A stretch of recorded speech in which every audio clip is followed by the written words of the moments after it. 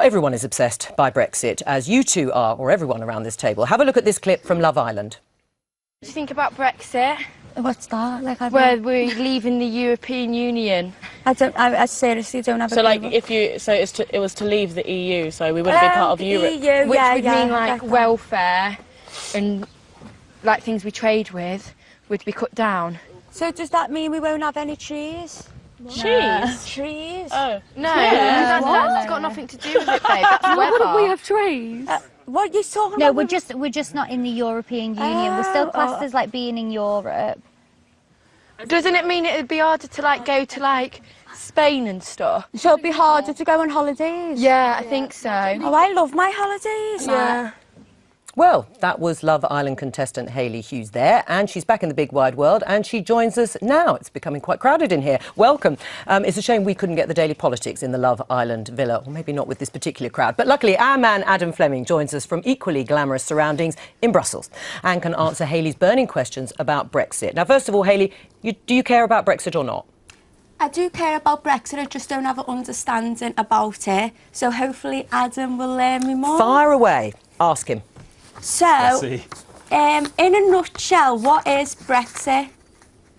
So Brexit is the process where the UK will leave the European Union, which has currently got 28 members, and after the UK goes, there's going to be 27 of them. But you can't just walk out the door. There's lots of loose ends to be tied up, and that's what they're doing now. They're having negotiations, talks about how to tie up those loose ends. And then once those talks are finished, they'll then have another set of discussions about what the future relationship between the EU and the UK will look like well after Brexit. So Brexit is just the name of the process and everything that entails. Go on, Hayley. So, how will it affect my life and everybody else's? Badly. Stop it, you two. Very badly. All right, we've got very badly and very well here, Adam, in the studio. So, yeah, let Adam do it. Yeah, shush. Adam. Do you know, the easy answer is it depends, because it depends on what you do in your life, what job you do, where you go, what you want to do in future, and then it depends on what is actually agreed between the two sides, and that could be quite a long way off. The main thing is, though, that it looks like there might be a transition period, that's what it's called. So after March next year, when the UK officially leaves, they've kind of done a deal with the EU that most things in daily life will stay the same until the end of December 2020. So actually, it might not affect your life at all for quite some time. How's he doing so far, Hayley, by the way? Do you understand everything he's saying? Yeah, I understand. Great. Go on, go for another question. And then I've got another question. Will it make things more expensive? Yeah.